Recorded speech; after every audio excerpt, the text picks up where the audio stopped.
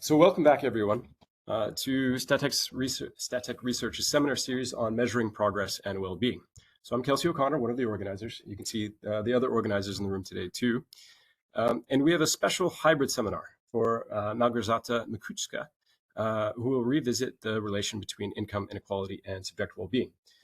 So we're hoping to do more hybrid seminars in the future, but it'll be a limited number. We will maintain our presence primarily online.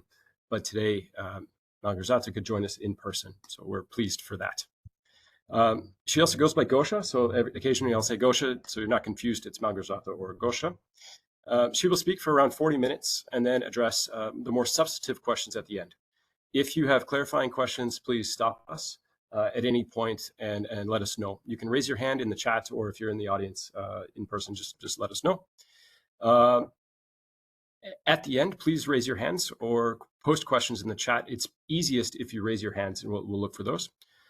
And keep your microphones muted if you're online. That's easier for all of us. A last reminder, we are recording the event. You'll find this and past recordings on our website and YouTube channel. Now to introduce Dr. Malgorzata Mikucka. Gosha is a socialist. Excuse me. Yes, I'm also coming.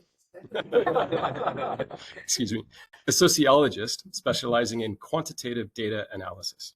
She is a postdoctoral research at the School of Social Sciences at Mannheim University and has previously held positions at Leiden in Luxembourg and the University Catholique de Leuven in Belgium. Her research examines the social determinants of health and subjective well-being, their development across the life course, and their links to macro-level factors such as income and gender inequality. She is also interested in how cumulative advantage processes shape the development of inequalities over time, and in the potential of these insights to inform policy decisions. Personally, I'm very much looking forward to the presentation. I've recently been convinced of the importance of income inequality for subjective well-being.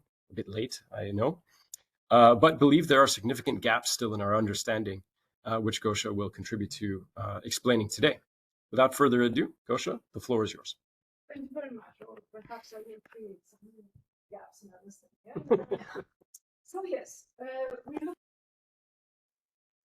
Okay, so as I just said, we're looking at income inequality with the idea shared by many social scientists that this is probably a very important factor affecting people's lives, affecting societies.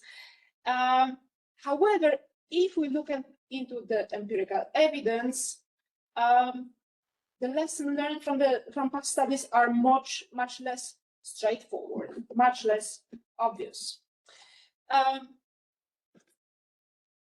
More specifically, when we look into past studies and check what did we learn for sure, we discover that we learned three things. First, that inequality is good for subjective well-being. Second, that inequality is bad for subjective well-being. Third, that inequality does not matter whatsoever. If we look into the studies more in detail, it seems that perhaps we see a more coherent picture if we divide our empirical material into different groups. It seems that in high-income countries, developed countries in Europe, the relationship between income inequality and subjective well-being is more negative. Whereas in developing, in poorer countries, it is a more positive relationship. Well, transition countries stand out as a complicated case with various studies pointing to different patterns. But how do we think? How do researchers think about this relationship? There are many reasons, we think, why income inequality can be linked to people's health. And there is literature proposing both negative and positive effects.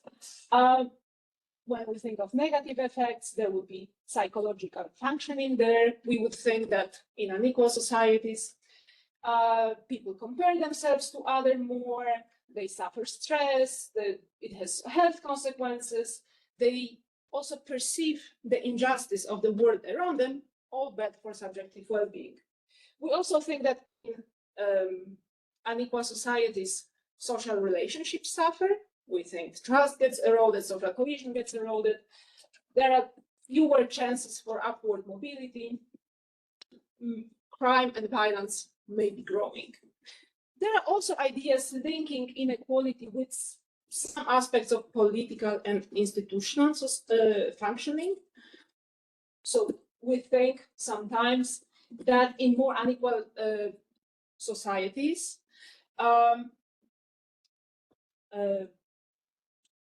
the participation in democratic process is lower, and also public investments are lower, which is, we think, bad for subjective well-being. Researchers also think of positive effects, how inequality may support subjective well-being. And here again, there are ideas related to psychological functioning. So we mentioned tunnel effect.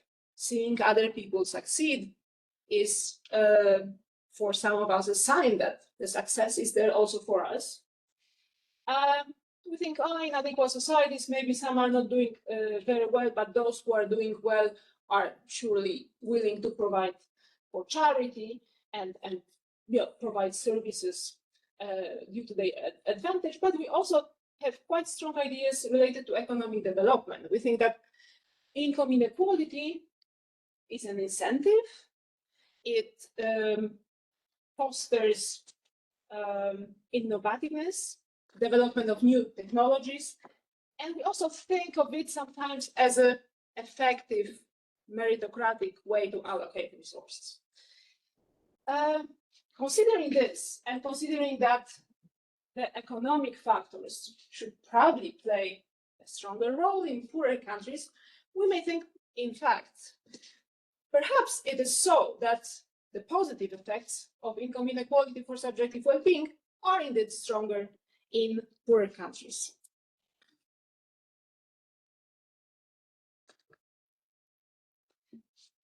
So the state of research seems to be that in rich countries, people care at least a little bit about equality.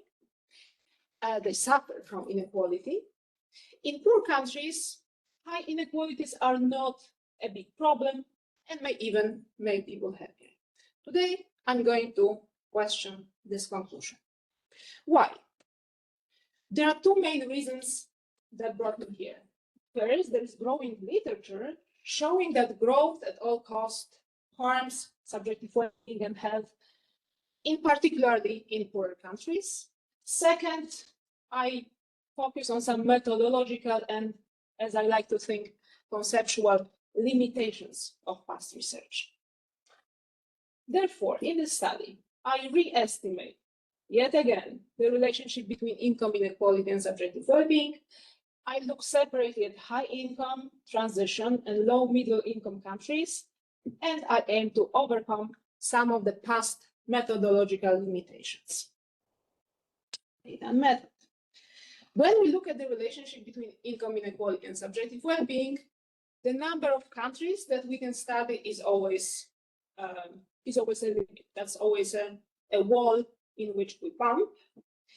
I show here a number of countries that are available for studying the relationship between happiness or life satisfaction and inequality in various large cross-sectional international surveys. And we see here that World Value Survey is doing really well with over 20 countries in each group. That's like the world master when it comes to different studies. But overall, it's not easy to draw conclusions from this kind of data. It's not easy to estimate any effects considering this data limitation. This is why I have used in this analysis data from the survey data recycling project, as these are SDR data.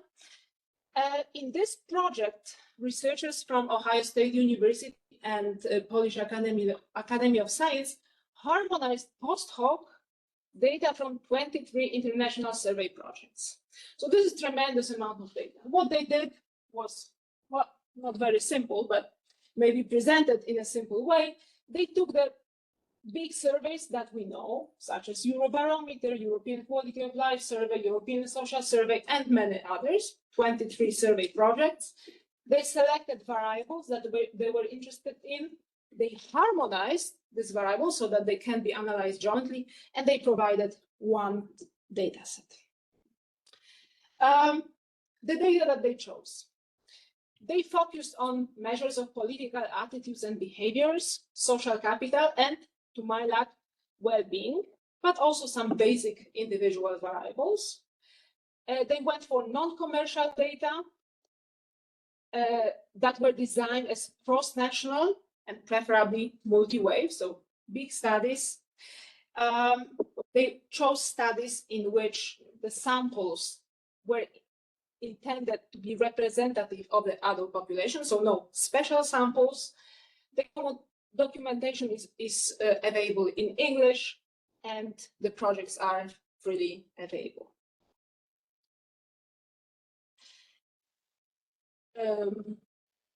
This table lists various surveys that they included in the data set, and the surveys here on this list that are marked in black are those that I was able to use in the study. Of course, SDR data gave me the possibility to analyze a broader range of countries to use a large sample. As you see, we do not have that many more countries in any of the groups, so we are somewhere between 20 and 40 countries per cluster.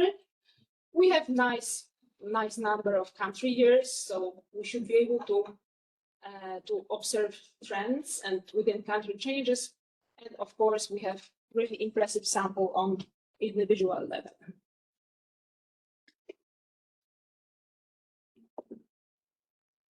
To give you a bit of intuition about how this data looks like, I show this descriptives for the three groups of countries. The first graph shows how many years per country do we have. So you see in high income countries, the median is around 20 time points per country. In, of course, transition countries and low middle income countries, this number are lower. We can also see that usually per one country, we see that the median is to use data from 4 or here 5, around 5 survey projects. So we're really mixing these different projects. Question. Yeah. Is it 20 years or data points? Meaning, does it span a 20-year period or is it 20 data points? 20 data points. Data points. This is 20 data points. Okay. So I think it probably covers a longer period even. If the WVS or EVS goes to 1981, so you might have almost 40 years. Yes. Well, the last data point in this harmonized data is 2017. Okay, so that was it. Here, this is what you probably were asking about. So this is the period observed per country. You see in high income countries, the median is around 30 years. And in transition and low middle income countries, this is of course a shorter period. Then when did we start the observation? Looking at the first year when the given country was observed, of course, high income countries started much earlier, and they are the only group of countries that were observed before 1990s. And the observation period finishes in most cases around 2007. Okay, so that was the data. Now the three modeling challenges. The first one refers to dealing with an analysis that contains both macro and micro level data. The second one refers to pooling or distinguishing changes over time from cross-sectional time invariant differences. And the third topic, the third point to reflect upon are the controls. Okay, the first challenge. In this field, many analyses are done on macro level with the idea that we are in the end interested just in the average happiness. We can move the outcome, consider outcome on the macro level. There are some studies which stay entirely on the individual level. Myself, perhaps in part because of my background, I'm really convinced about the use of multi-level models and modeling properly the predictors and outcomes on the levels on which they belong. I think it also has the advantage that I can easily account for changing population structure or differing population structure. And I can also, in a quite straightforward way, look into heterogeneity of this effect. So is inequality as bad for everybody, or there are some differences? So here I go. Considering the complex data, also the model that I fit is somewhat complex. I have individuals who are nested on one hand into survey waves. So I control for the structure of my data, for the fact that I have all these different sources of data that I'm using. And on the other hand, individuals are nested within country waves, country years and countries. And this allows me to control for different types of clustering. So first, on the country level, I control for clustering, which is related to time invariant similarities across countries, such as culture, language, how wealthy a country is in general, and geography, for instance. On the country year level, I control for clustering, which is related to living in this specific country in this specific moment. So this can be economic and social situation, policies, and institutions. And with the survey waves effects, I cluster for the methodological differences in data collection, such as the content of the questionnaire, order of questions, the measurement scale that has been used, and so forth. Excuse me, very short question. So, for example, the GDP income clustering would be a control for country years, for example. I will speak about it in a second. Okay. Exactly, because the second challenge that we're dealing with is whether it is relevant or not to separate the effects of changes over time, changes of macro factors such as inequality, or is it meaningful to pull them together with cross-country differences?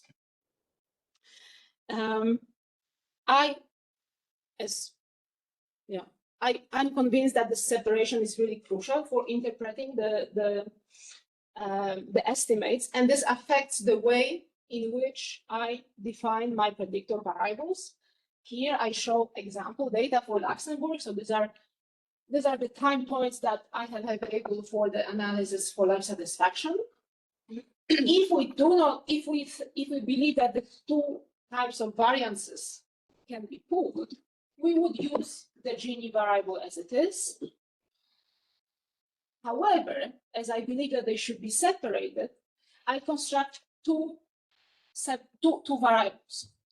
The first of them is the average Gini observed in the country over the different time points, and this is variable defined at the country level, whereas the delta Gini are the deviations from this country-specific average, and so this is a variable that informs us about the effects of changes over time, and that is defined on the level of country year.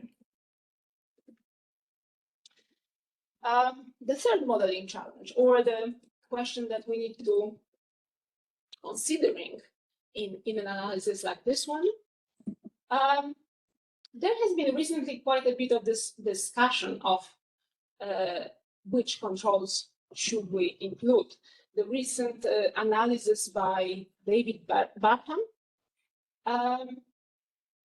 proposed to include many macro level factors. He was claiming that including them is crucial. And he also proposes this very nice table where he compares various studies looking at the relationship between income inequality and subjective well-being and listing the controls that they used. As you can see, there is definitely no consensus. In this analysis, I control for GDP, following on this idea that more developed countries are also more unequal. And only in the robustness check, I include additional macro level predictors, which are inflation rate and GDP growth. I also control for time trend, so just a year variable, in order to deal with the possibility that two processes are going in the same direction, even though they are not related. And I include very basic set of individual controls. So yes, as I said, I have macro level variables at the country and at the country year level. And I additionally have a set of survey wave level methodological controls. And they are mostly, this is the survey project and the original scale on which the question has been administered. Yes, that has been used to collect the data, original data. Okay, let's look at the results. Before I get to the results of the multivariate analysis, I want to show you these trajectories of inequality. Perhaps it happened also to you. It happened to me several times. But when I read about changes of inequality, I read overall income inequality is increasing within countries, whereas the gaps between countries are closing. When you look at, and they are selected alphabetically, so like it's not that I selected some specific cases, you see that the trends of inequality differ a lot across countries. So there are some where inequality has been increasing, there are those where it has been reducing, and this message applies to high-income countries, but also in a similar vein to transition countries, and also to low and middle income countries. So we have different trends. There is a reason to ask the question. I have a question. Yes? Well, what if you harmonize a little bit the y-axis so that there could be some little changes and bigger changes, bigger frame changes for other countries? Because for some countries it varies between 40 and 55, or others it's like on the previous slide you have 20 and something. Yes, I agree with you. That's a good point. But I'm showing this, like they are harmonized in the analysis. I want to make here the point that that these trends are really different across countries. But you're right that there are also, of course, levels of inequality are also different. Yeah, yes. And maybe you said this, but I'm sorry if I missed it. Is it the Standardized World Inequality Database? Yes. Income? Okay. So it's the SALT, I think, is the main author, right? Yeah. Yes, this is the SALT. On the same line, I mean, this is based on survey data, right? There's some sampling variance. You are showing has a point estimates. Is there any confidence interval? I mean, it's like difference of 2 points in the Gini. Is statistical significant, or I don't know how big are. Well, I use one value for each time point for each country in this analysis, and here Measurement uncertainty. I don't think. But it's not coming from the survey. This is a macro study. This is a macro that is not coming from the survey. This is another source. So this is it's coming from another source. Yes. Okay, so they're not based on surveys. There is no uncertainty in the measurement. That's my point. No. Well, the graphs here depend on the surveys in the sense that I'm showing here only the time points that are available from my analysis, but they do not come from the. It's a GD. No? If it's a GD. Yeah. I'm thinking compared to the evolution of your delta Gini and all the variables. So I would think it's just an idea. I don't know if you've tried that, right? So it would be interesting if you want to check whether these type of indices do move over time in a stationary way, because all the challenges you have described on your modeling technique, you know, you're kind of assuming directly a linear dependence, whereas you would have much more space for freedom there to look around. So if your delta Gini is non-stationary, and then you compare it to the GDP inequality, and those variables that you want to check the interrelationship are indeed non-stationary, then you can use point regression analysis, and you can end up with linear linkage over the long run, instead of, you know, somehow because you have many levels of clusters and controls, and then you have the GDP, and then the social condition, and then, for example, around the geography of the low middle income countries, I immediately observe there is some correlation around the geographical proximity. So in order to avoid all these interconnections and split better the effects, I think you really need a technique that allows you to assume non-stationary series after you control if they are non or stationary. You convert them to stationary, which I would assume Gini would be non-stationary and delta Gini normally, just as a hypothesis now, should be stationary. Then you can use the delta Gini statistical integration analysis and check if there is a linear linkage over time. I think that would simplify things for you. Thank you. Well.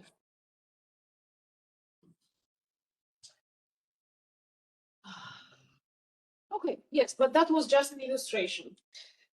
Moving to the results of the multivariate analysis, these are the estimated, these are the predicted effects of changes in Gini, so changes within country, changes over time in the three groups of countries. And consistently with past studies, I see different relationship between inequality and subjective well-being. But in contrast to past studies, I find no positive effect of inequality in developing countries. And in contrast, it is the group where this effect, in my analysis, is the most negative.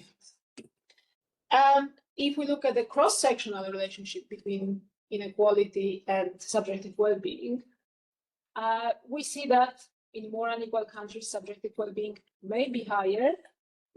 So again, first of all, we see different pattern, of course, for cross-sectional relationship than the relationship over time.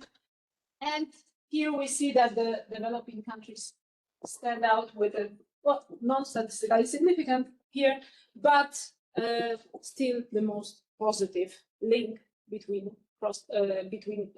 inequality and subjective well-being.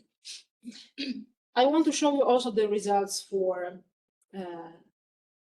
GDP. Again, separate into the deviations and the averages. We see positive effects of GDP, especially in transition countries, somewhat weaker in low, middle, and high income countries.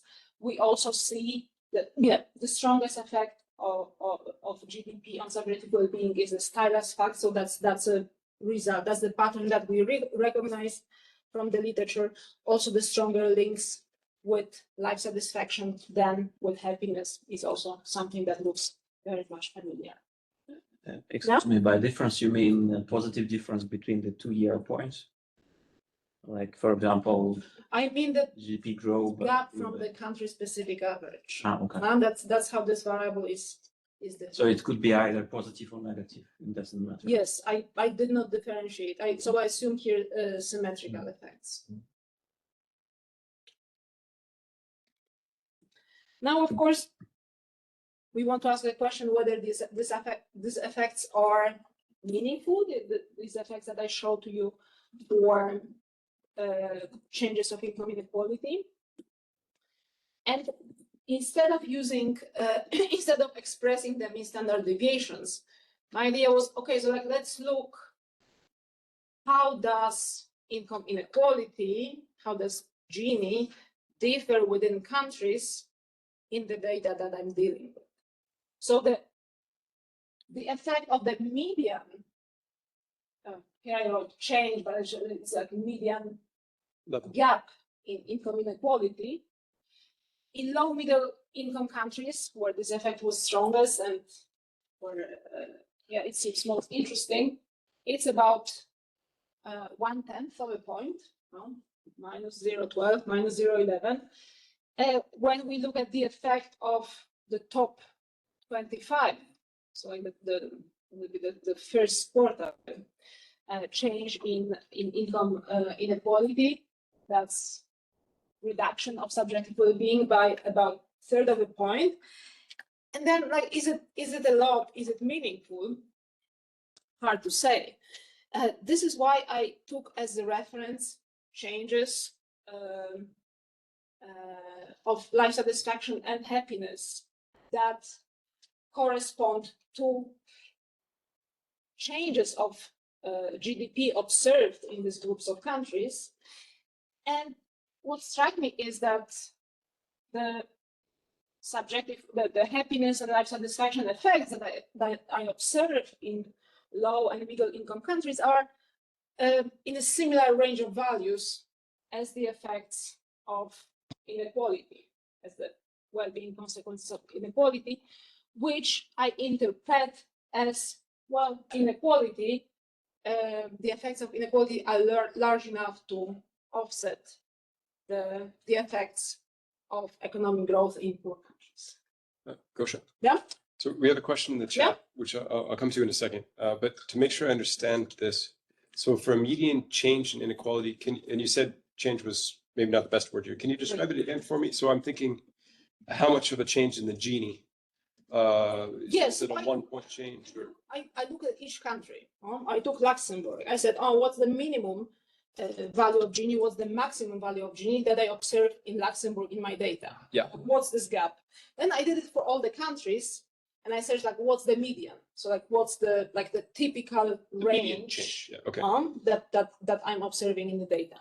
And so like, this is the median, and this is the top 25. So kind of like relatively large shifts of inequality, and here there are median changes of inequality, and the same applies for GDP. Do you remember what it was? I mean, so is it approximately moving from, let's say, 40 to 45 or something, or 40 to 42, or 30 to 30?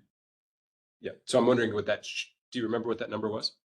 I don't remember what this number was. I guess we could figure it out from the coefficients.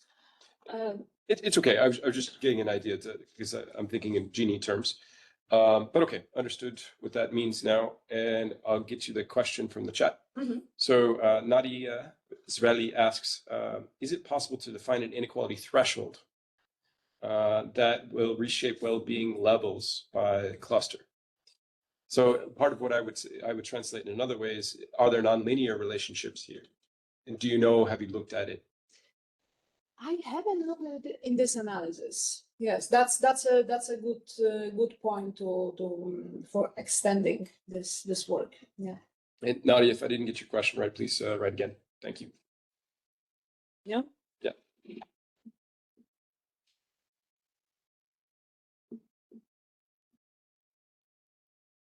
Okay, great. So these are the effect sizes. I also wanted to see how stable are these results. So I ran the analysis excluding the observations before 1990, which were basically high-income countries. And I included as additional controls GDP growth and inflation rate. And the results did not really change, as you can see. As I mentioned, the setup that I'm using allows me to look into heterogeneity of these effects. It seems that indeed, if we allow for differences according to the level of education or the income decile, we see that the poor and the lower educated are more negatively affected. That's systematic, especially for income, but it is also, we also see this pattern to some extent for education. And it even seems that in some countries, in some contexts, the elites may benefit from rising income inequality in terms of subjective well-being. Sorry, I have a question. So, yeah, I see the point about elites, but have you tested that? Have you tested if this point is significantly different than the other two? Because I think you need to check that to strengthen your well, observation. these are like with the man Whitney or these are continuous. The income, and education, these are continuous variables. I see. So these are predictions for the specific three values that I thought, well, maybe good to see that, like the top 10%, bottom 10%. And the intuition behind this is just like 2 slides in advance. You also presented differences that seem not significant, but I think it only gives more robustness to your data if you just say, hey, I tested it with Man-Whitney, if it's different of the sample data or Wilkinson sign rank test. These are very, very important. Well, just visually, I can already say that there are at least 2 out of 4 that are statistically significant. The one, Visually. Yeah, it seems that some are some income gap and some education gaps. Yeah.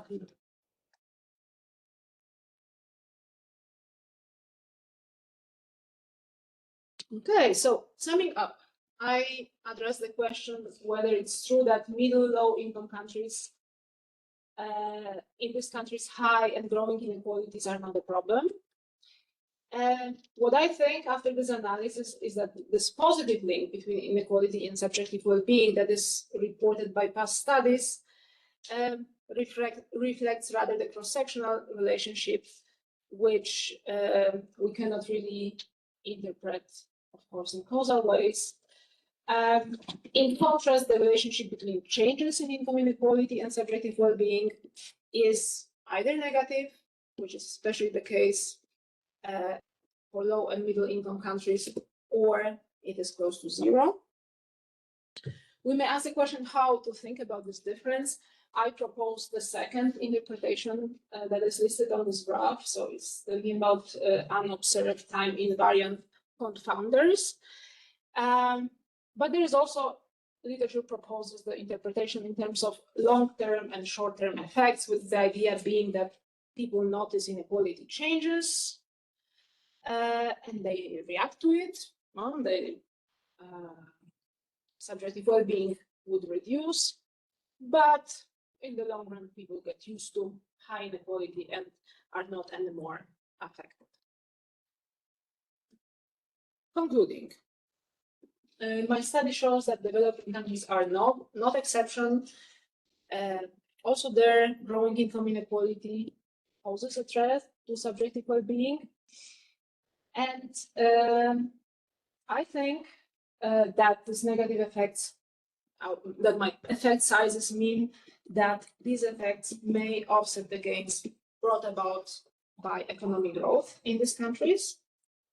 The second conclusion is for me that at no level of development, increasing income inequality enhances subjective well-being of general population, but it seems that high earners and higher educated people may, in some context, disproportionately benefit from income inequality.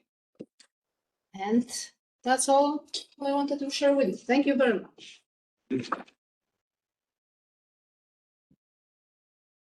Thank you very much, Gosia. The floor is open to questions. For those of you online, as I mentioned, please raise your hand and we'll call on you in due time or write in the chat. And those of you here, you can do the same, raise your hand and we can call on you. We've already had a few questions. Feel free, Anthony. Thank you. Thank you, Gosia. Thank you very much. Also, it helped me a lot because also I'm teaching also a class at the university about well-being, and when I do the economic inequality and well-being, I have the same list as you, like we just don't really know. So that your paper is really helpful on that front. Based on the narrative you told us, like there are positive effects, there are negative effects, there are no effects. And then you are making the point that the method is extremely important. And eventually the method drives the end results. I'm thinking specification curve analysis, which is this new tool where you identify, say, 5 or 6 key methodological decisions, and you rerun the model when you apply decision 1, decision 2, decision 1 and 2 together. And so that you can then identify like a beautiful graph where you show the effect of Gini on well-being on the basis of all the decisions you take. That could be one way for you to say, look, when you say, each time you assume cross-section, who cares about the control, who cares about this and that? It's always positive. When you do panel, it becomes negative always, irrespective of the other choices you make. Like this, you not only bring something new, but you solve the debate. That's a nice idea. You see what I mean? Thank you, yeah. That's, I think, the way we go one step further. Thank you. And just to add to this, since you are dealing with decision making, maybe you should check if there are behavioral traits over there while conducting this analysis. So if a set of groups of people tends to behave in a particular way, like the highly educated, there could be a behavioral explanation also on that, apart from the high income or the difference in education levels. I don't remember. I think in the first 5 slides you had something behavioral over there on the paper. On the right. Yes, there is like a trust or different of things like that. yeah. Like digging a little bit deeper on what could affect the behavior then. The decisions and check if you can. Yeah, thank you.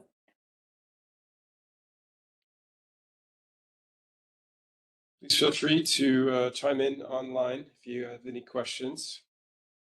I don't see anybody in the chat. But then I have follow-on, you can see. And allowed to. yes, of course. Since Conchita is not in the room, I'm going to make the phone for her. Why just Gini and not any other measure of inequality? Like, do you have time series on the Atkinson index or these kind of other inequality measures? Yeah, polarization. Yeah, that's a good point. Yes. Another dimension of your specification curve analysis. Say, is it a Gini story? Is it an Atkinson index story? Or... Just to chime in on this, as far as I know, there are no other sufficiently long time series that was on these alternative measures. That was also my because, for instance, the World Inequality database, the one by Piketty, might contain also the various ratios. Is much more limited in time dimension. The World Development Indicators might contain some ratio, but the data are much more sparse. And that's why she used the standardized World Income Inequality database, because Dr. Salt spent his time basically imputing the values of Gini for and this is why she manages to have such a at the cost of the time series then. Yeah, or density of countries, data points. Chiara had a question. Yeah, also more of a remark as well. I think it's I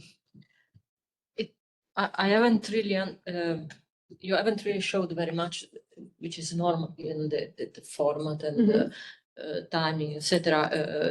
The possible confounders of all the controls in the analysis. But at some point you have mentioned GDP and GDP per capita and GDP growth. I think those variables should be both there in main specification, because it is possible that the level of development of countries, which is captured by rate of growth of GDP, determines the way that people experience inequality. So just to make an example, if I am in a country that is highly unequal, it might be that increases in GDP affect basically proxy for increase in individual incomes. So if everybody, even if the income distribution becomes more skewed, I still get something if my income increases. So the effect on well-being might be lowered by through my personal experience. So basically, it's like everybody has something to gain. And in certain way, this masks the perception of increasing inequality and of the negative effect of increasing inequality.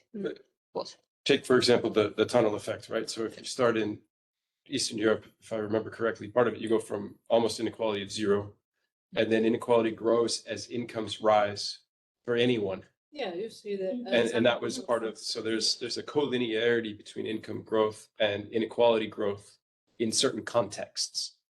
And I don't mean 100% collinear, I just mean partially. There's a correlation, let me just restate. There's a correlation between the two. Yeah, I agree with you. I definitely agree with you. And there's, I included the growth and inflation rate in the robustness as a robustness check, but it does not affect my results really. But I want to confess that my thoughts were actually going the opposite direction, because if we think that higher income inequality is something that supports innovation and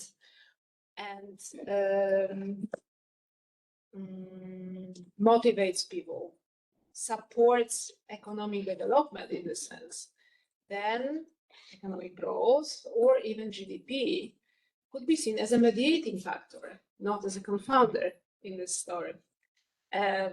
So yeah, I guess it's really difficult to make a choice on this, or like be like 100% convinced on your specification and what is a confounder and what not. But yeah. That might feed into what I think Anthony was suggesting. So with and without important confounders or mediators, if you get the same kind of result, then you can plot that with the specification. We got a couple of questions in the chat. So Young Wan has asked, you provided an explanation at the end for your results, but if you could just maybe repeat an explanation, the underlying mechanism for your finding.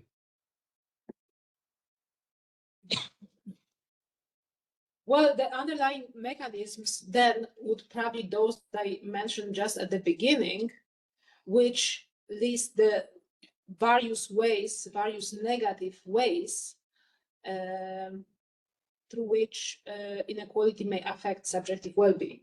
So these are factors related to psychological functioning, to social relationships and social cohesion, and perhaps also with functioning of institutions.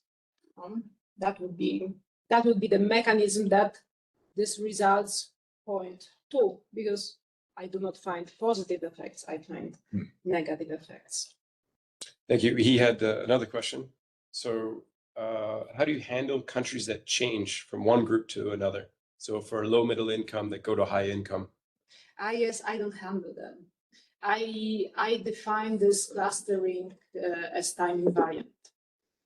So I do not, I consider the classification, the recent classification.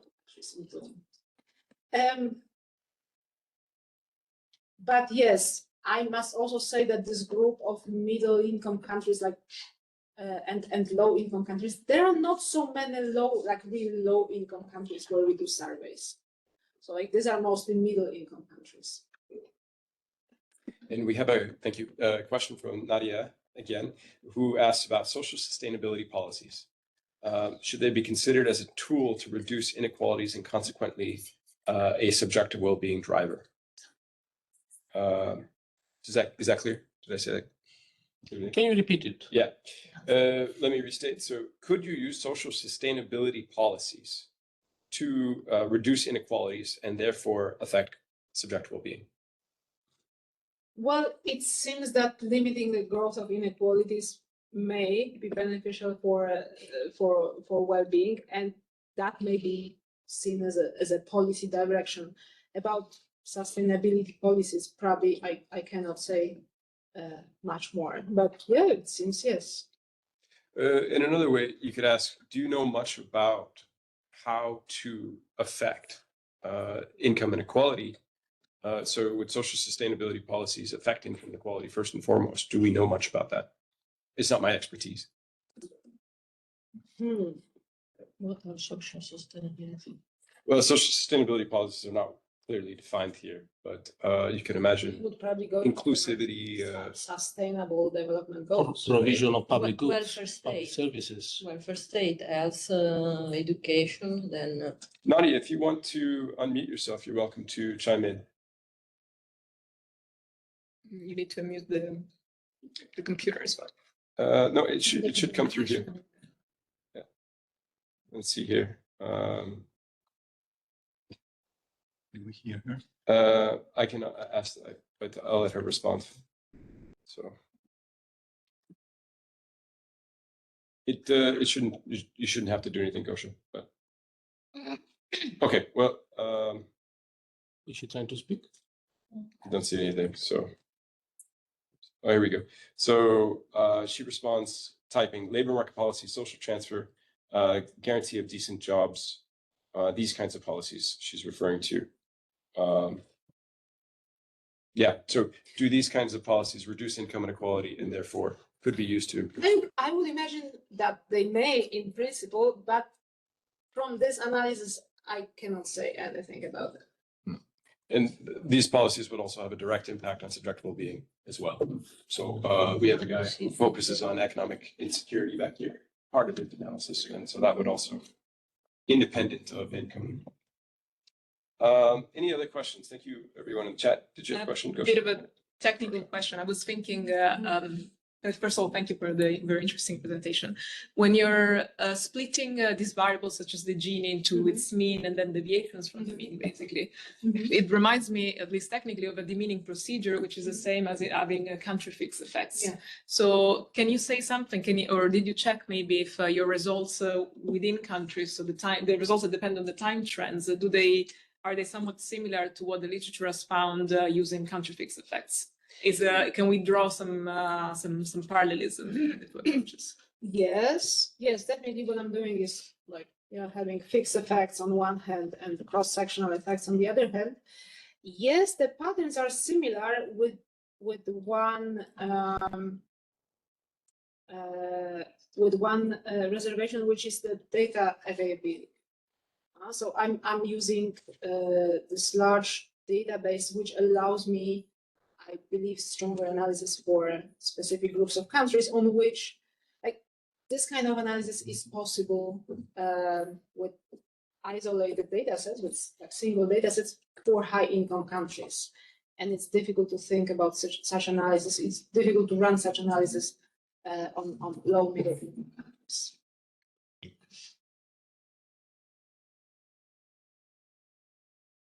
Any other questions? I think we're right on time, actually. So that's perfect. Nadia says thank you, Nikos. And thank you, young one. Thank you, everyone in the audience. We'll be back again in a few weeks.